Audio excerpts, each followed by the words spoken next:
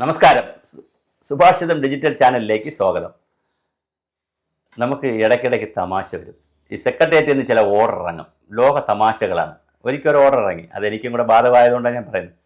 എന്താണ്, ആരെങ്കിലും പുസ്തകം എഴുതുകയാണെങ്കിൽ സെക്രട്ടേറിയറ്റിനോട് കൊടുക്കണം, പിന്നെ ലേഖനം എഴുതുന്നത് കൊടുക്കണം. ഇപ്പോൾ രാവിലെ ഉരുൾപൊട്ടലുണ്ടായാൽ പിറ്റേ ദിവസം രാവിലത്തേക്ക് ഒരു പത്രത്തിൽ ലേഖനം വേണമെന്ന് പത്രത്തിൻ്റെ ആളുകൾ വിളിച്ച് ചോദിച്ചു, നാളത്തേക്ക് ഡോക്ടർ സുഭാഷ് ഒരു ലേഖനം വേണം. ഉടൻ തന്നെ ഞാൻ സെക്രട്ടേറിയറ്റിൽ രാത്രി കൊണ്ടുപോയി ആ ലേഖനമൊക്കെ കൊടുത്ത് അവിടെ കുത്തി തുറന്ന് അതിനെ വെറ്റ് ചെയ്തിട്ട് പിറ്റേ ദിവസം പത്രം കൊടുക്കണം, അല്ലെങ്കിൽ അതിൻ്റെ അടുത്ത ദിവസം കൊടുക്കണം. എന്തൊരു ഗതികെട്ട ഓർഡറാണത്. ലക്ഷക്കണക്കിന് പ്രൊഫസർമാർ, ആയിരക്കണക്കിന് പ്രൊഫസർമാർ, ആയിരക്കണക്കിന് അക്കാഡമിഷ്യന്മാർ, ആയിരക്കണക്കിന് സയൻറ്റിസ്റ്റുമാർ ഇവിടെ പുസ്തകം ഇറക്കുന്നുണ്ട്. എത്ര ഏജൻസികളാണ് ഇവിടെ പുസ്തകം ഇറക്കുന്നത് ഈ സർവീസിലുള്ളവരെ വെച്ചുകൊണ്ട്. അപ്പോൾ അതൊരു കഥ. അടുത്ത ഈ നമ്മളെ ഉരുൾപൊട്ടൽ വന്നപ്പം നമ്മുടെ ഒരു മേഡവും ഒരു പയ്യൻസും കൂടി ഒരു ഓർഡർ ആക്കിച്ച്. എന്താണെന്നറിയാമോ, ഒരു ശാസ്ത്രജ്ഞനും ഉരുൾപൊട്ടിയെടുത്ത് പോകരുത്, പോയാൽ ഒരു റിപ്പോർട്ട് എഴുതരുത്, എഴുതിയാൽ റിപ്പോർട്ടെല്ലാം പോകരുത്, എഴുതരുത്. ഇനി ഏതെങ്കിലും റിപ്പോർട്ട് പണ്ടത്തതുണ്ടെങ്കിൽ അങ്ങോട്ട് കൊണ്ട് കൊടുത്തേക്കാൻ പറഞ്ഞു.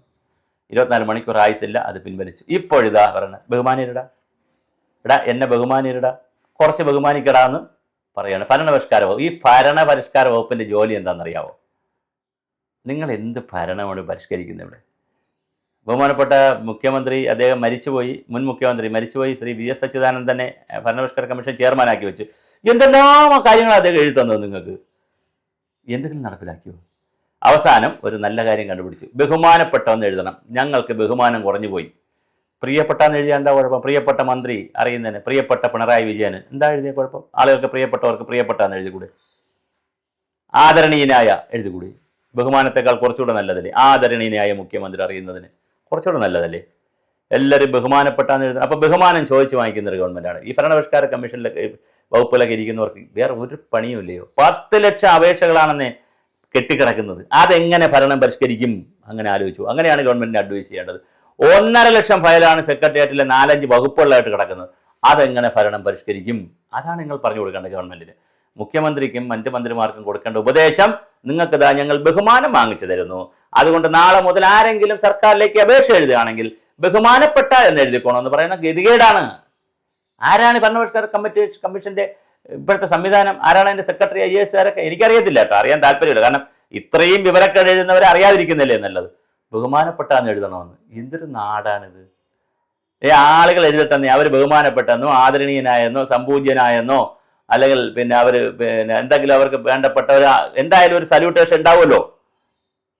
ഒരു സല്യൂട്ടേഷൻ ഉണ്ടല്ലോ. പിന്നെ താഴ്മയെ അപേക്ഷിക്കുന്നു, അഭ്യർത്ഥിക്കുന്നു, സമർപ്പിക്കുന്നു. എന്താണിതൊക്കെ? ഒരു ഫോർമാറ്റ് വല്ലതും ഉണ്ടോ സർക്കാരിൽ? ആളുകൾ അവരുടെ ആവലാതികൾ പറയട്ടെന്നേ.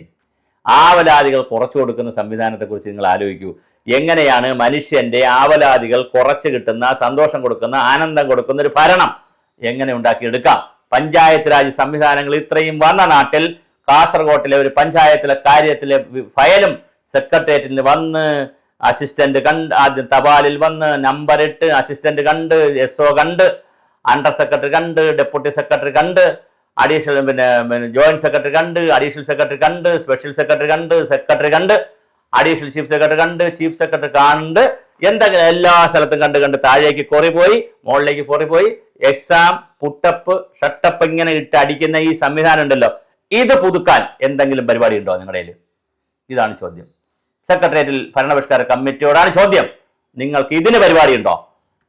കേരളത്തിലെ പഞ്ചായത്ത് രാജ് സംവിധാനം ഇത്രയും ശക്തമായ നാട്ടിൽ, കളക്ടറേറ്റ് സംവിധാനം ഇത്രയും ശക്തമായ നാട്ടിൽ, ഡിപ്പാർട്ട്മെന്റുകൾ ഇത്രയും ശക്തമായ നാട്ടിൽ, ഓട്ടോണമസ് സ്ഥാപനങ്ങൾ ഇത്രയും ശക്തമായ നാട്ടിൽ നിങ്ങൾക്ക് എന്താണ് നിങ്ങളുടെ ഭരണപരിഷ്കാരം? ഇതറിയാൻ താല്പര്യമുണ്ട്.